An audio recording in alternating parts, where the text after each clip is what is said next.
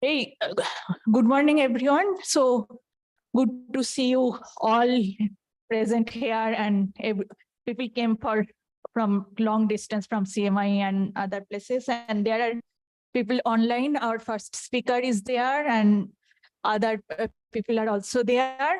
So I would not say so, and we are very happy and glad that our director, Professor Ravindran, probably you all know, he is very known for his work on QCD. So he has come so early for us. So I will hand over to him. Please say a few things to encourage all those. First of all, let me welcome all of you to Chennai, though for those who come from other parts of India, also other parts of the world. It's a great pleasure to have you all here for this nice meeting, actually. And Manjari is always enthusiastic, as we will see actually in the next few days. She's always forthcoming for every physics activity that is going on in IMSC, and this is one of the many things that she has been doing for science, actually. So I'm really happy that this meeting is taking place here, because we have a very nice group doing astrophysics and cosmology, and we'll have other things also in this meeting. Some outreach activities on Saturday, I suppose. So it's part of that program, actually. So I won't take too much time. Enjoy, the ambience here, and food, of course, and of course, physics part. I don't have to tell you. Thank you. Have a nice time. Yeah. Thank you. So I'll hand over to today's chair, Professor Gopakumar, and so our first speaker, Sushmita, is already here. So. Thank you, Manjari. So, welcome to the first day's activities. The first talk will be from Susmita Adhikari from IISER Pune. She's going to talk about compact binary mergers and their, connections to galaxies. So this will be for 50 minutes, I presume she can, and then 10 minutes for discussion. So I hand over it to you. Please take it away, Susmita. Thank you. Yeah, thank you so much. So let me just screen and check if everything is fine.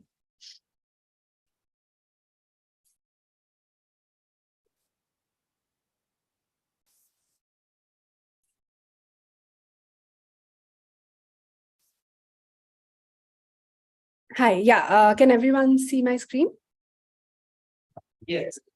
Okay, and also my cursor. Students kind of break you in between if they have kind of very urgent questions. Yeah, sure. Okay, thank you. Yeah, and can you see my cursor as well? Is that okay? Yes. Okay. All right. Thank you very much for inviting me to talk at this conference. It's a really nice opportunity to connect with this group. So I'll be talking about today basically the work that I've been doing on basically linking structure formation and binary evolution. So most of my time I actually spend studying dark matter and halos and how they evolve through time. So this is sort of a new area that I've delved into where I want to understand the connection between the binary systems and the host galaxies that they live in, and in general with how structure evolves through the universe. So of course, gravitational waves have detectors have opened up really a new window into the universe. We've been mapping the sky in different wavelengths over the last many decades. And now we are really, over the past few years, we've really just started to map out the sky in sort of a completely new way, which is using these gravitational wave detectors. And we are sort of making a map of these sources through the sky. Currently, so this is just a figure showing how the different gravitational wave detectors, from ground-based detectors to space-based detectors, sort of span the full range of frequencies of gravitational waves, starting with detectors like LIGO and Virgo that will mainly be detecting stellar mass binaries that have high wave frequencies, to space-based detectors that will be detecting binary supermassive mergers, also pulsar timing arrays, and finally, the CMB gives us the measurement of inflationary gravitational waves from the which have the lowest wavelengths.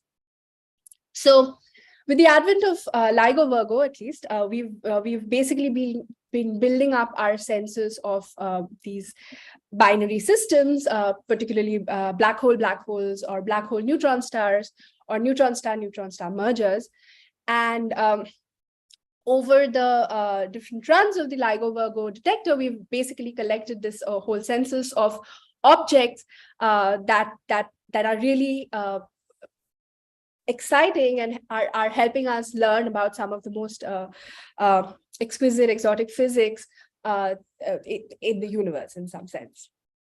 So this is a picture that most of you are familiar with, which is essentially the masses of these compact objects, or as they're called, masses in the stellar graveyard, as when stars die, essentially. And you can see that these are all the different black hole mergers in blue that have been observed, and you have several candidates. We have one candidate for a neutron star merger, and several candidates for possibly neutron star and black hole merger, and so on. So our universe, of course, has all kinds of diverse, interesting inhabitants, right? So even these few years of getting these observations have revealed to us all kinds of surprising, exciting things. Of course, GW 170817 was the first neutron star merger that we detected that had an electromagnetic counterpart. We've detected, lightest known pairs of neutron stars to pairs that have components in the mass gap that have merged to form black holes in the intermediate mass black holes.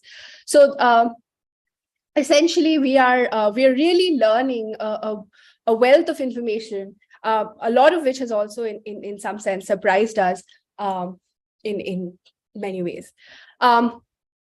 So, of course, we've learned many basic things, just first order things, and I'll just leave it out there, not go into each of these ones in details, because many of you, because that's not basically the crux of my talk, but it's just important to keep in mind that what we have already learned, what the physical things that we've already learned with the full vast diversity of events that we have already seen.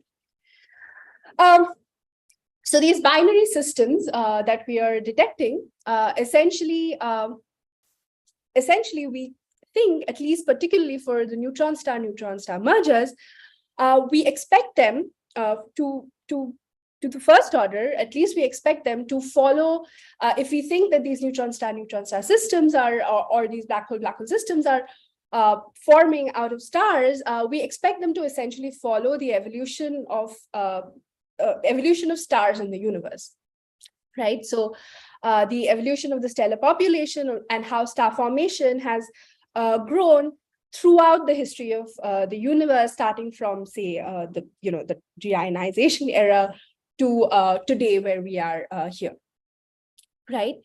And essentially, as we measure these, as we see these mergers, we are, in a sense, this also gives us a handle on trying to sort of understand how these, as we probe deeper and deeper with second generation telescopes like Einstein telescopes, which will actually give us, which will possibly give us mergers that are happening even at high redshifts, out to redshifts 10 even. In a sense, we are also probing the star formation history of the universe, going back to the earliest times, right? So these systems that are co-evolving, essentially the binary systems are embedded in the cosmic web, in the galaxies where the star formation is happening. And in a sense, they are telling us, they're also an independent measure of the formation of galaxies in the universe, and they can essentially, tell us a lot,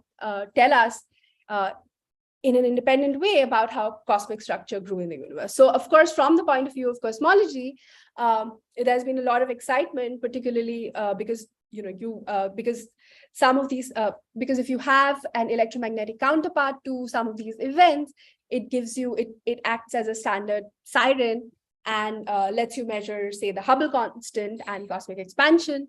Of course, we can measure the clustering of these objects.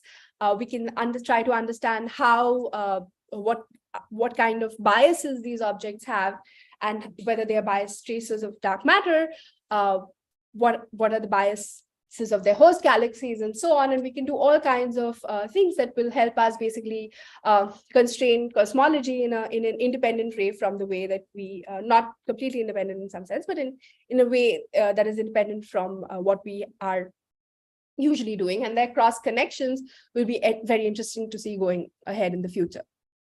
Other than that, we can also, by looking at the census of these binaries, of these mergers, and in context to their host galaxies, and in context to their distribution, their clustering in the sky, their properties, we can also try to understand the intrinsic properties of the systems themselves, right?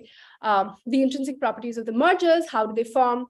How and when do they merge? Are the populations consistent with our understanding of how massive stars have evolved, and how they are connected to galaxy formation in the universe. So it's giving us an independent way to check both the intrinsic properties of these mergers, and also whether our galaxy, whether the evolution of these stars is consistent with whatever we understood about star formation and galaxy formation in the universe with all the other probes that we have so far. So particularly exciting are the fraction of events that will have electromagnetic counterparts. And also there will be a small, there will also be a fraction of events which will have small localization, and therefore we will have, we will be able to identify host galaxies for these events as well. So particularly if we have host galaxies, it is very exciting to use these host galaxies to sort of understand more about the physical systems and the properties of the physical systems that we're observing using these observations. All right, so particularly for primarily, hello, yeah, there's some feedback.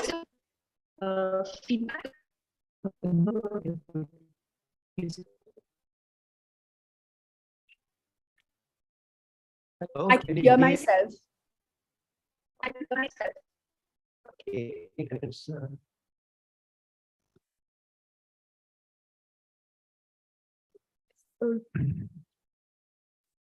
Yeah, I'm audible, but I can hear myself, like my words are being repeated. Now it's better. Okay, it's gone. Okay, thank you. Can you hear us now? Yeah, I can hear you. Okay, sure. Yeah, there was some feedback. I could just hear. We are good. Please go ahead. Okay, yes. Right, so primarily for compact object binaries, there are two primary scenarios, two primary formation scenarios. One is the isolated scenario where stars form as binary systems in star-forming clouds, and then they basically merge. And the other thing is a dynamic formation channel where these systems form in dense clusters like globular clusters or stellar clusters or nuclear star clusters near the central black hole, where they form basically through orbital captures in near the centers of these star clusters by dynamical interaction. So for neutron stars particularly, we think that the isolated scenario is more probable. But essentially, these scenarios can lead to very different host galaxy properties, and we can use them to sort of distinguish, and we can use our knowledge of where these things lie to distinguish between these different channels. The gravitational wave event GW 170817, as I mentioned earlier, was the first binary neutron star merger that was detected by LIGO Virgo. And it had a total mass of 2.74 solar mass, and it was about 40 megaparsec away from us.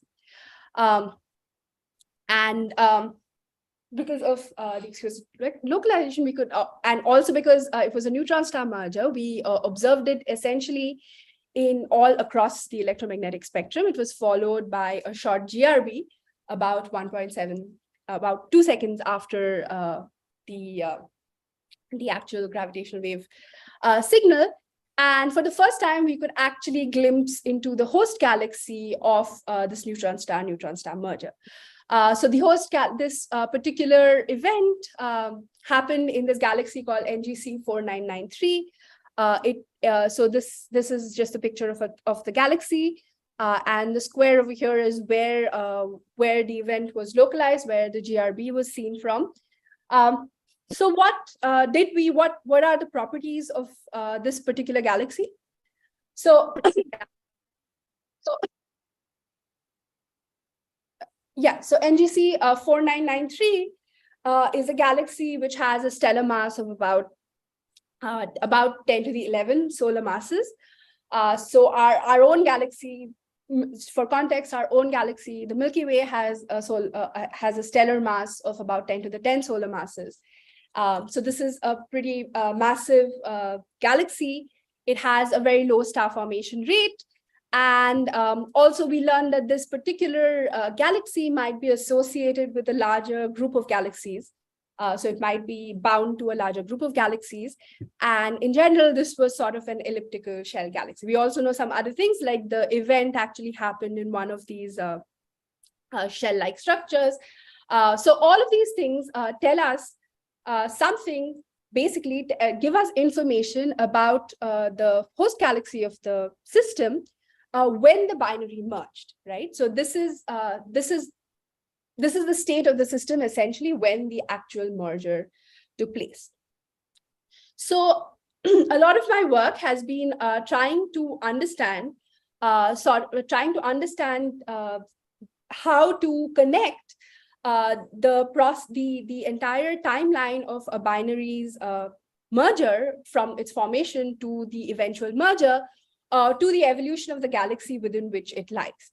So in particular, what I mean is that the merger of binary systems is often characterized, is often modeled with a delay time distribution, in the sense that the stars form and they essentially merge after some time. They don't merge instantly as soon as they form, but they merge after some time, which is known as the delay time between the formation and the merger, which is often characterized by a simple delay time distribution as a power law with some minimum delay time, right? So it has a power law alpha and some minimum offset from the initial formation time. So this particular delay time is this power law nature is motivated based on the distribution of the initial orbital separations. But essentially, given that there is if the delay between the formation and the merger of these binary systems are of cosmological order, of order of gigayears or a few hundred million years or even longer, then the galaxy in which these binary systems form can be the galaxy in which these binary systems merge can be significantly different from the galaxy in which the binaries form, right? So essentially the galaxy itself has evolved significantly between the time that the binary was formed to the time that the binary merges today. So primarily, if we think that neutron star mergers are following the star formation rate of the universe, are essentially following the star formation rate of the universe and offset by this delay time, then there are primarily two ways in which we can get get a handle on trying to understand what these delay time distributions look like. Firstly is, of course, the redshift distribution of these binaries themselves, right? So so that would essentially, so how the redshift distribution gives us a handle is because if we take the cosmic star formation history in the universe, which is shown here on the bottom left panel, so this is the star formation, co-moving star formation rate as a function of redshift in the universe. Then essentially the binary mergers, the binary merger rate is just this star formation distribution shifted by some delay time, distribution. And the other way is if we cannot get the full redshift distribution of these mergers, and what we can otherwise look at is actually the properties of the host galaxies themselves. The for example, the stellar mass and the star formation rate properties and their distribution, the population of galaxies in which these binaries merge, will have important hints given what we understand about how galaxies form and how stars evolve within these galaxies, building up essentially the cosmic star formation history. The properties of the host galaxies today will essentially tell us, can also give us an independent way of understanding what these underlying distributions look like. So this is the example of the cosmic star formation history, which is shown here in black. And if you basically vary the minimum delay time and the slope of the initial distribution of delay times, you can see that these different colored curves, which are basically the star formation history shifted by these delay time distributions, you can see that that the redshift distribution essentially can also give us a handle on what the parameters of the actual delay time distribution is. But while we build the consensus, while we build the census of the redshift of these neutron star mergers over a wide range of redshifts, which is actually quite difficult, particularly for neutron star mergers, because you'll be seeing them closer to you. They have the advantage that many of them might have electromagnetic counterparts, and therefore we can also start studying the underlying delay time distributions based on the properties of the host galaxies themselves. So as I was saying, this is just a simple illustration of the fact that the binaries systems evolve with the cosmic structure and co-evolve with the galaxies. So they form inside some gas cloud inside a galaxy. That galaxy, of course, lives in a larger environment, maybe a cluster or a group or an isolated object. That, of course, lives in the larger cosmic larger web of galaxies in the universe, which we think, of course, is embedded in the underlying web of dark matter. So a typical galaxy, so just to make the connection between these binary evolution to the galaxy evolution. So a typical galaxy has, we understand today, has a path through its lifetime. So if we just charted out the star formation rate of the galaxy on the, on the y-axis with the time,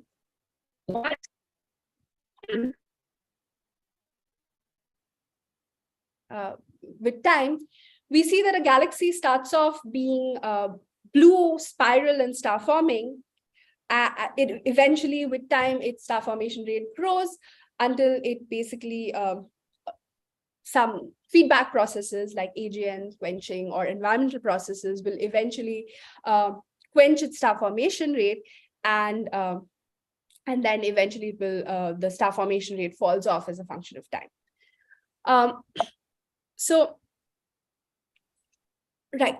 And the galaxy properties that we see at any particular redshift, at any particular time in a snapshot in the universe's history, the galaxy properties like its age, its color, its current star formation rate, its stellar mass, its environment, all tell us about essentially their evolution through time. And that And that evolution also strongly depends on the environment or the immediate cosmic environment within which it is lying. For example, a galaxy that lives in a dense cluster is often, even though this looks yellow, it's often red and dead with little or no star formation, whereas galaxies that tend to live in the field are more likely to be blue and star forming. And many of these environmental processes tend to change how star formation evolves within these galaxies. So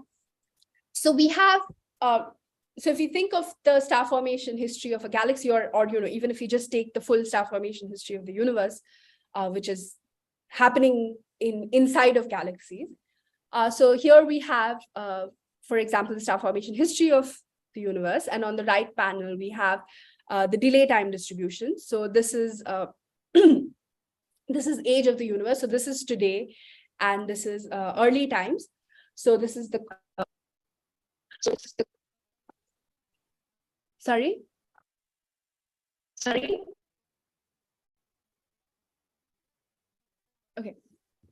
Yeah. And on the right panel is the delay time distribution. That is the distribution of times between formation and mergers of these binary systems. So there are essentially two things that are important if we are measuring systems at any point in time, say today, at 13 gigayears since the beginning of the universe. We are getting merged things that have formed at different points in the history of the universe, right? So things that have formed here essentially and are merging today essentially have long delay times, whereas things that have formed at this time and we see their mergers today have short delay times. And even though so the important thing to note is, of course, that even though the delay time distribution is such that there is higher probability at low merger times and low probability at long merger times, the star formation history of the universe, there was much more star formation at a longer time than there is today in the universe, right? So it's basically an interplay between the distribution of merger times today, when we measure it, is essentially a convolution of the star formation history of the universe with this delay time model. So if we pick any delay time and alpha, we will essentially measure and we say for starters, if we are looking at all the mergers that are happening at redshift 0 or right now, the actual delay time distributions of the objects that we see merging will look something like this, right? And for different models, the shape of actually the merger times is going to be essentially different. Now, these are, of course, the merger times. The binary mergers don't, of course, come with a tag of what their merger time was. So how do we actually tell what their merger times possibly are? What we essentially note is that the merger time distribution that is measured at any redshift essentially picks out different types of galaxies, right? So because the cosmic star formation is, of course, happening in these galaxies, right? And we are just adding all the star formation in different galaxies and making that full cosmic star formation history curve. Different parts of this curve essentially map out to different. Yeah. So long delay times so things that have had long delay times will preferentially be in red galaxies. And if neutron star mergers or black hole mergers have short delay times, they will preferentially be in star forming galaxies. Simply because, a red, massive red elliptical galaxy has formed majority of its stars around redshift 2. So if you are seeing most of your mergers in red and dead galaxies, essentially you're saying that the underlying delay time distributions are very long. Whereas if you see them in, so this is a typical star formation history of a red galaxy, of a red elliptical galaxy. today it's red. Its star formation peak was much earlier. So if you see mergers there, you're more likely to be long delay time versions. Whereas if you see them in spiral galaxy, their star formation rate has still not started forming. They're still has falling. They're still forming stars very rapidly. So essentially, short delay time ones are more likely to be in sort of high star forming objects. So the merger rate of a given galaxy is just for a given galaxy is just a convolution of its star formation history with the delay time distribution. And of course, the overall merger rate and where they lie will also depend on the distribution, the distribution of galaxy properties themselves. So essentially the luminosity or the stellar mass function of galaxies, right? So how many galaxies of a certain kind do we actually, of a certain stellar mass or star formation rate do we actually have at given redshift? So the luminosity function of galaxies is of course intrinsically related to the halo mass. So the distribution of galaxy masses is related to the distribution of halo masses, which comes from the underlying cosmology in the universe. So essentially, where we see the galaxy mergers, and what is the stellar mass distribution of the sites of binary mergers is determined by essentially a convolution of the rate of the galaxy merger rate and the halo mass function. So given this basic structure, we can then try to model the binary evolution in we can try to model. Sorry, there was a question. Should I answer it now or later? So I'm seeing a question by Ramiz in the chat. Yeah, please answer. Yeah, so could you explain why there's an abrupt fall in the delay time distribution below 1 giga-year or so? I'm sorry. It was only because someone said online participants can type your question. You can answer it whenever you want. I don't want to interrupt your talk. Sorry. Okay, no. Yeah, I can quickly answer the question. It's fine. So are you talking about this one?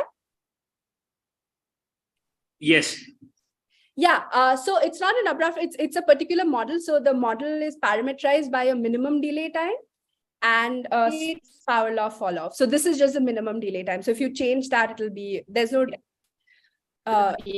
reason for it to be at 1 giga-year particularly, but there is some, Yeah, but it feels a little unphysical, no? In the sense, the maximum is immediately above that, according to this curve. So it would.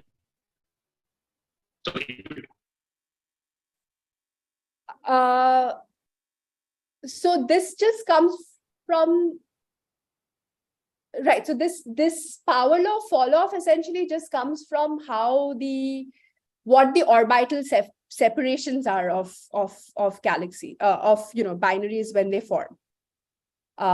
So that part just comes from so there's no right. So I think the minimum delay time is as such not comparable to it. It's just that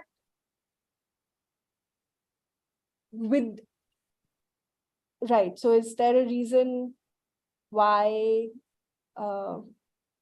We can discuss this later offline if you like. Yeah, let's not take away from your talk. Okay, no problem. Okay, so right. So modeling the binary evolution, right. So based on this, we can essentially model the binary evolution, in a cosmological volume. So, we can try to make mock simulations of where these different binary mergers lie, using a cosmological simulation and basically populating the entire cosmic web. Given we have some way to put galaxies into the cosmic web. Of course, you can do this in a full hydrodynamical simulation, So one of the things, but there are challenges to that where we, don't completely, of course, understand the full galaxy formation. The galaxy formation models start to play a very important role, our understanding of galaxy formation. But in a more statistical sense, we can also use dark matter only simulations and semi-analytically model galaxy formation on them, which has also been done quite extensively. And then we can also embed binaries onto these. So we can take the next step and also start to embed binaries in these galaxies. So we use the universe machine simulations. So these to do just exactly that. So we took these large box simulations, which starting with sort of 250 megaparsec boxes, cosmological volumes that are evolved from redshift 49 to 0.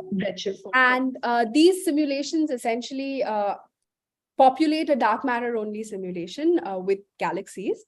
So it's based on a semi-empirical model. The population of the connection between the galaxies and the halos that formed in this box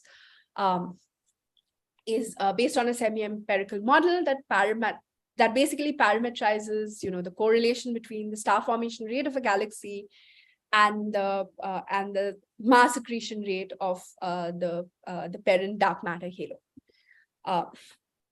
So just in case you don't look at these simulations very often, each of the nodes in this web is a dark matter halo, and within each of those nodes, a galaxy will form and evolve. And basically the galaxies, and basically we populate this dark matter simulation with galaxies by relating the mass accretion rate, the dark matter mass accretion rate of each of these halos to the star formation rate of the galaxy. So this was a large work done by Behrouzi et al. A few years earlier. It's a 43 parameter model, and it has been constrained using almost like a lot of observations of basically the bias of galaxies, the cosmic star formation history, the measured stellar mass halo mass relationship, and a series of such observations about galaxy properties and the underlying cosmic web. So we use these simulations. So given that these are embedded on dark matter simulations, we basically have the entire merger history of a particular galaxy through time. So we have the merger history of the halo, and therefore we also have the merger history of the stellar mass growth history, the star formation growth history of each of the branches of that galaxy. So universe machine essentially provides us with a stellar mass halo mass connection, and also just the full star formation history of every single galaxy. And what we then do is essentially take the star formation history of these galaxies. So take each individual galaxies in the simulation and populate the star formation history of that galaxy with these binary evolution models, right? So so essentially what we have is a simulation where every galaxy is assigned a merger rate based on the parameters of the delay time model that we use, right? So we can then essentially vary the parameters of the delay time model and look at the properties of host galaxies today, right? So for example, for short delay times where the minimum delay time is of the order of 10 million years here, 100-ish million years here, we see that most of the galaxies in the stellar mass specific star formation rate will lie on the star-forming arm of the galaxy of this in this plane. So this is low star formation rate, and this is high star formation. This is high star formation rate, and this is low star formation rate. So these are all going to be in high star forming galaxies, and the one point over here is NGC 4993. So for longer delay time, we see that these galaxies, of course, tend to move towards higher stellar mass. So we can basically build up in this way, we can basically tune our delay time distributions and try to use observed distribution of host galaxy properties, so to try and constrain what the underlying delay time distribution should look like. We can also start to probe properties of its host dark matter halos, like given a delay time distribution, we can start to see where what is the distribution of their host dark matter halos, and also just which is, this is the mass. This is a proxy for the mass of the host dark matter halo. It's the halo's velocity dispersion. So things which have long delay times, of course, tend to lie in higher mass halos, just simply because the centrals of high mass halos have build most of their star formation, most of their stellar mass in an early time, have massive elliptical red galaxies at their center. Similarly, they are also more biased objects. Therefore, this parameter delta, which is essentially a measure of their local density, their local density measurement, they also tend to be in locally more dense environments if the delay times are longer, whereas if the delay times are shorter, they tend to be in less dense environments. And all of these relationships between density and the delay time distributions are essentially just coming in from the relationship between density, halo mass, and galaxy properties in a sense. So we can use these to simply, constrain how many events will we need to sort of get constraints on the minimum delay time and the slope of the distribution. And then we could also ask simple questions like, how do we, using these simulations, we can also ask simple questions like, how do we, if we had a sense of host galaxies, how well can we tell differences? How many events do we essentially need to tell, whether these objects follow this galaxy stellar mass or the galaxy halo mass or star formation rate, or are just a random sampling of galaxies in the universe? And we found particularly to distinguish whether the binary mergers follow galaxy stellar mass or star formation rate, we only need of an order of few tens of host galaxies to start making these inferences. So this is just the distributions here shown for essentially galaxies that have been picked with different mergers that have been picked that follow different weightages of galaxies.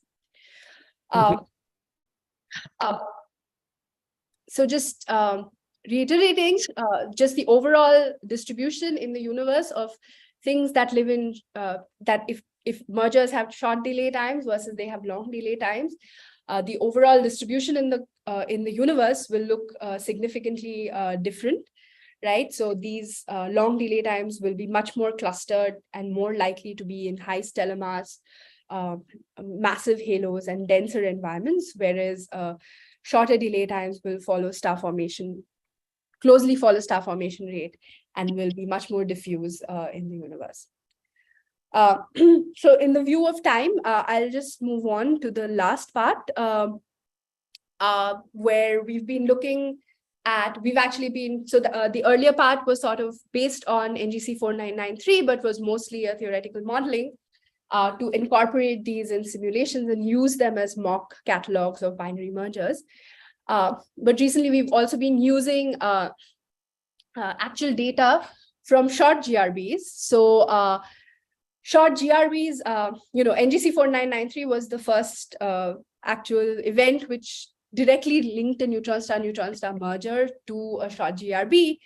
But we expect that short GRBs, essentially, it's been thought for a while that short GRBs are also likely products of binary neutron star mergers. And we have a lot more short GRBs than, currently we have electromagnetic counterparts for neutron star mergers. So we can start by looking into the host galaxies of these short GRBs and start to see what kind of constraints do we get from these objects. So we looked at a host of we looked at the host galaxies of about 68 short GRBs. So these are 68 short GRBs that have confidently associated host galaxies with them. So this is a new catalog that was published by Wenfei Fong, Anya Nugent et al. And essentially following up GRBs using Swift over the last decade or so, and basically getting confident association of host galaxies with these short GRBs. And for each of these galaxies, we can actually, directly fit some of these galaxies. I should say they have both photometric band imaging, and also they have some of a small fraction of them also have spectroscopy. So we can we do SED fits and essentially get a star formation history for these galaxies. And using the star formation history galaxies and then populating them with these delay time distributions, we can actually start to constrain what we get for the minimum delay time and the slope of the distribution using these objects in the universe. So these are actually the first constraints on the delay time distribution of binary mergers using host galaxies of short GRBs. We find minimum delay time of about 200 million years and a pretty steep slope of around minus 1.83. Of course, the error bars are pretty large. The slope, I did not mention, the slope is expected to be either in the range of -1 and -1.5. We tend to find a slightly steeper slope, but it's still consistent with -1.5 essentially. So given these parameters, constraint parameters, we can then actually also predict a cosmic merger rate of binary neutron stars. This is essentially the merger rate that we predict using the delay time parameters that we get. So essentially, it'll be interesting going forward to see if from these observed, constraints from the observational data of short GRBs, if we can, if they are consistent with what we get from GW, and also from gravitational wave science and so on and so forth. So the other thing that we want to do currently is essentially we have these host galaxies for these 68 events. So these are all the measurements of the stellar mass versus redshift, the specific star formation rate versus redshift, and the metallicity versus redshift of these host galaxies. And we can see how they essentially compare to our expectation from galaxy formation models, essentially, right? So, given if we assume that they form star formation rate, and if we populate galaxy star formation histories with these delay time distributions, do they essentially agree with what we were expecting from what we expect, how we expect stellar mass and star formation to build up from galaxies? So one thing that we were currently finding is that when we populate the simulations with these delay time parameters, while the star formation rate distribution of these galaxies agree very well with what we predict from simulations, from these models in a sense, particularly for low delay time, low merger time, low minimum delay time. So the darker colors are shorter delay times here. And the blue band is basically the data. And on the left panel is a specific star formation rate, and the right panel is the stellar mass. But we see, so the star formation rate distributions do agree, but it seems like the stellar mass distribution, these short GRBs, tend to live more in lower mass galaxies than what we expect from populating these simulations. So if you looked at this curve, a lot of these galaxies where the short GRBs are being seen are of our sort of LMC, like the large, our half stellar masses around the Large Magellanic Clouds. And, you know, this is actually opposite to sort of like the bias that we would expect, that you would miss out faint galaxy hosts. Here we are actually seeing that they're, you know, so it cannot just be an observational bias, because, you know, we're essentially, we have an excess at the lower mass range. So here we do some comparison. So we do some comparison with different delay time distributions in the universe machine simulations. And in the bottom, we've also made some comparisons with illustrious TNG, which is a hydrodynamical galaxy formation cosmological simulation. And while the star formation, stellar mass distributions might still be better, more consistent with what we observe in data, the star formation rate distributions are quite different. So I'll summarize. Can you hear me? Yes. Yeah, so I'll summarize and I'll take questions. So basically, the interplay of galaxy evolution and binaries is certainly in this day and age something that is the future of which is very exciting, and sort of understanding these connections will help us better predict, will help us better predict the hosts of mergers, understanding their localizations, which I did not go into much of the details of. We'll understand their biases using these kind of approaches.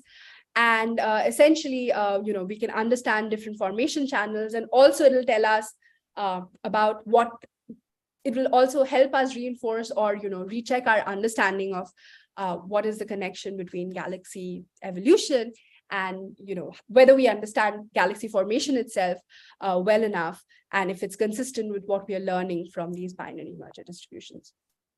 Of course, the future is to, essentially take these, forming these mock galaxy, mock binary simulations further to do all kinds of things, including cosmology, including hosts that followed different formation channels, and how, for example, they would trace globular clusters or stellar clusters, or if they would, or how supermassive black hole, or if we could even embed supermassive black hole mergers into these simulations to sort of understand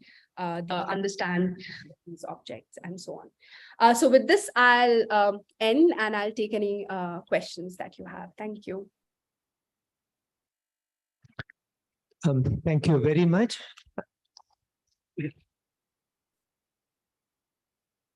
We have time for many questions. Maybe I will invite questions first from students and younger colleagues.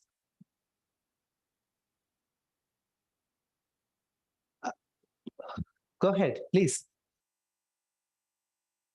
Yes, Brenda. So I wanted to understand the motivation of that probability distribution of merger. Mm-hmm. So I think that's coming from theory. So how that particular distribution is motivated?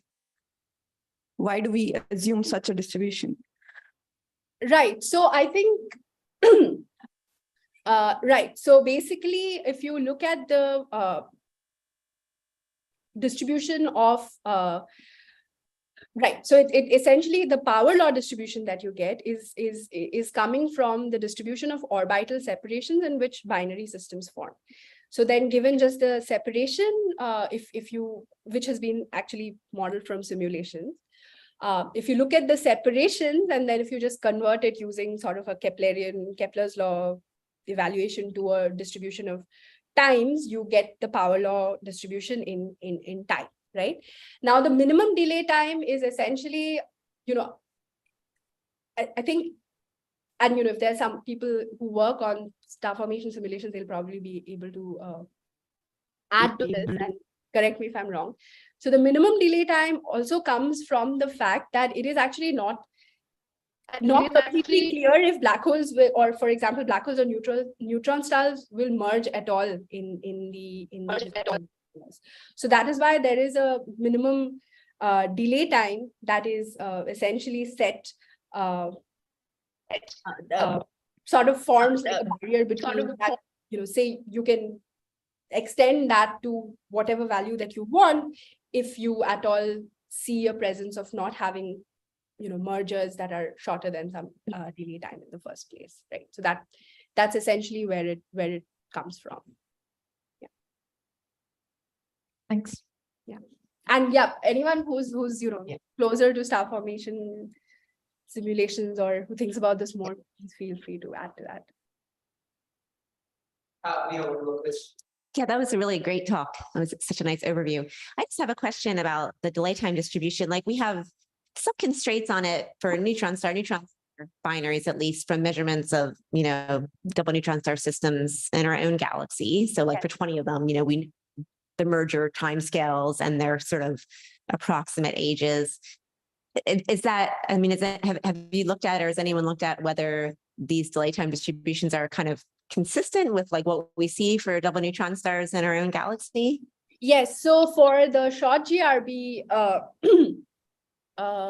measurements that we did, so we did check to see if they are consistent with the delay time distributions that we are getting from our own galaxy, and they are consistent within the error bars, although the ones within the galaxy tend to show hints for much.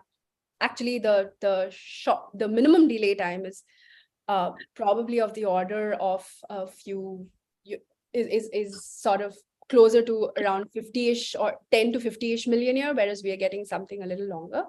So they're slightly inconsistent, and I don't think we completely understand why that is.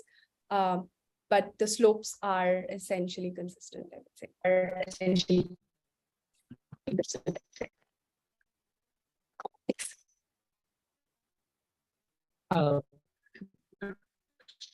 Yeah, can you read that out?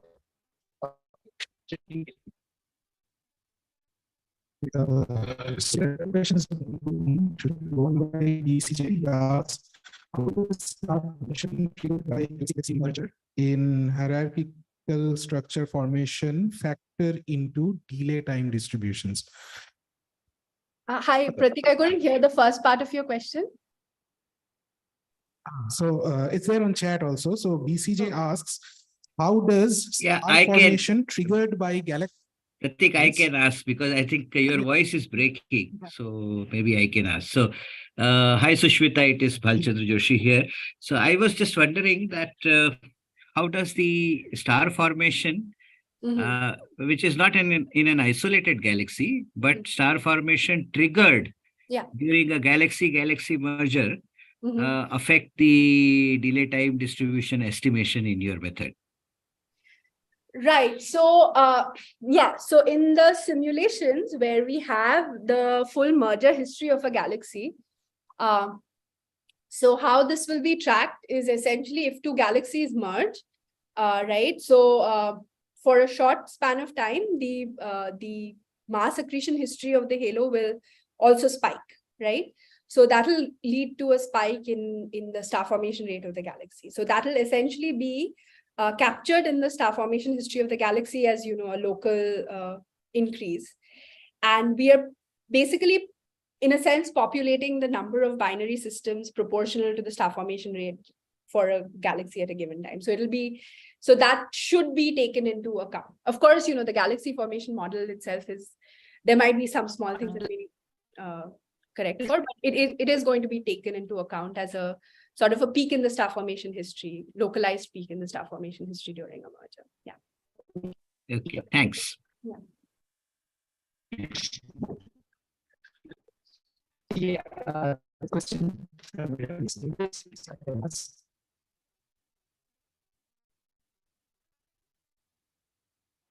In the chat, hi. Yes, yeah. chat. Yeah. In the previous slide. Okay. Yeah, so I was talking about the, yeah, Oh, yeah. So sorry. Yeah. The y-axis is just the, this is just the distribution. So it's just like, this is the cumulative distribution okay. of galaxy star formation rate. So it's just, of course, it's a fraction in a sense. Yeah. Yeah, the other question I had was Yeah. typically I've seen star formation rates in the, in units of something like billion solar masses per giga year or something like that.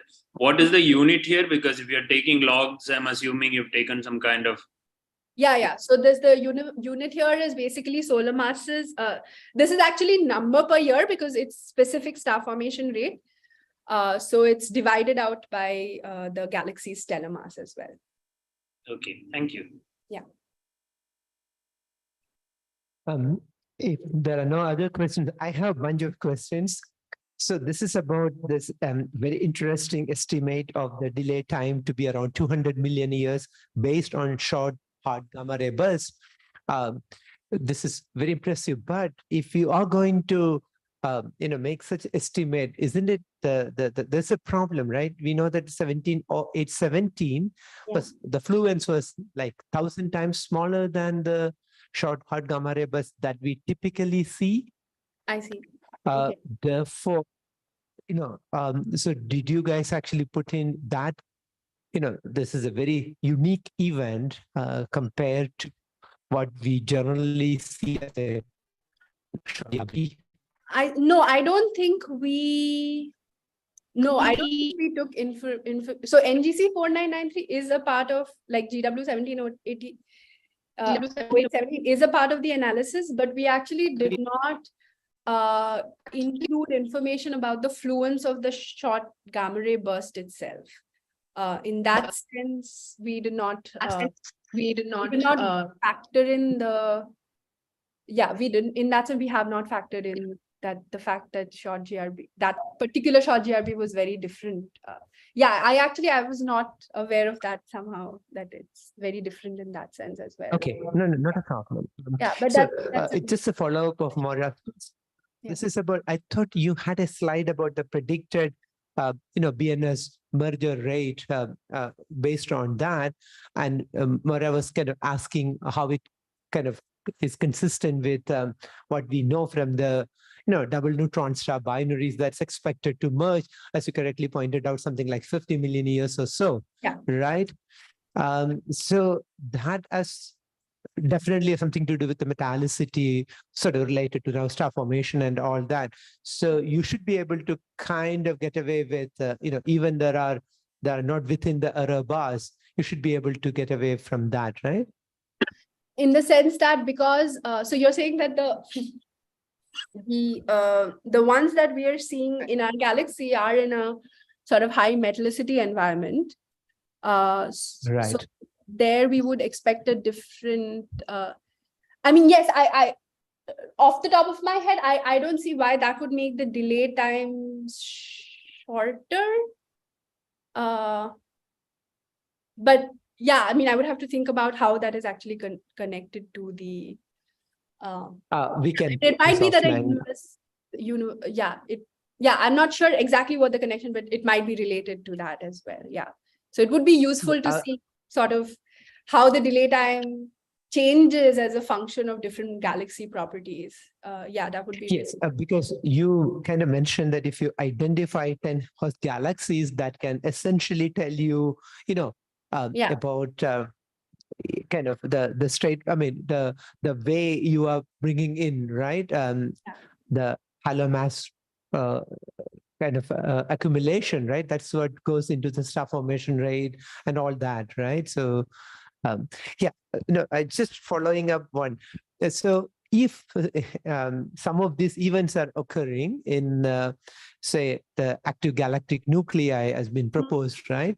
Yeah. This will get into trouble for you, right? Because you assume these events are either in the field of the galaxy or maybe in globular, clusters. So you can't distinguish those things.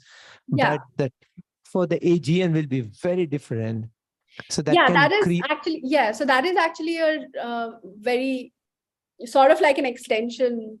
So in the sense that here we are really just saying that let's say that they follow star formation in Mhm. a galaxy, right? So they just follow the stars.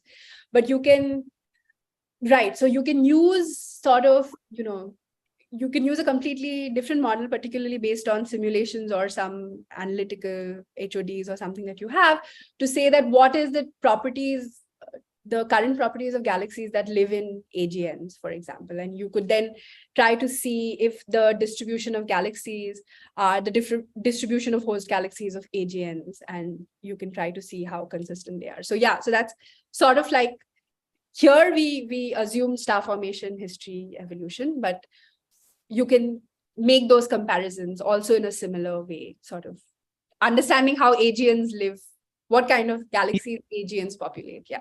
Then I was kind of trying to argue that if you are going to say electromagnetic counterparts from, Yeah. black hole mergers, the easiest way will be to go to AGN activity, in the disk or something like that, because it will be fairly difficult to get it in the field with an electromagnetic counterpart, unless you are, there is some sort of a circumbinary disk and all that, which is difficult to sustain. Therefore, if in O4 or O5, you start seeing black hole binaries with possible EM candidates, Mhm. people will tend to argue that these are from, AGN disk rather than, out there in the field or in clusters. There's no way you get electromagnetic, processes happening to a black hole binary if you're just out there in the field. Again, we Yes, can yes. take I mean, this. this was not, this particular thing was not for black hole binaries. It was more for neutron stars. But for black hole binaries, why? I mean, yeah, I don't think why it would specifically lie in AGNs is that expected. Yeah, so if to that's have- the disk, it can interact with those material, and that Yeah. can, there's, for example, 190521, there's a possible suggestion that it may be associated with an AG, and they have a CTF candidate. Yes. Yeah. It's going to happen, most likely not. But Yeah. down the line, when the numbers start increasing, that direction people may want to take, right? That's Yeah. I mean, yes, it's interesting. It's not clear if the, yeah, I mean, I guess I guess there's a lot to understand about the formation, but yeah. Sure. No, Yeah. the sheer number of black holes is going to overweigh BNS events. Anyway, it doesn't matter. Okay, thank you very much. It was a fantastic talk. Let's give 3 cheers to her again, and thanks again. We will move to the next speaker, right? Manjari? Yeah, yeah, of course.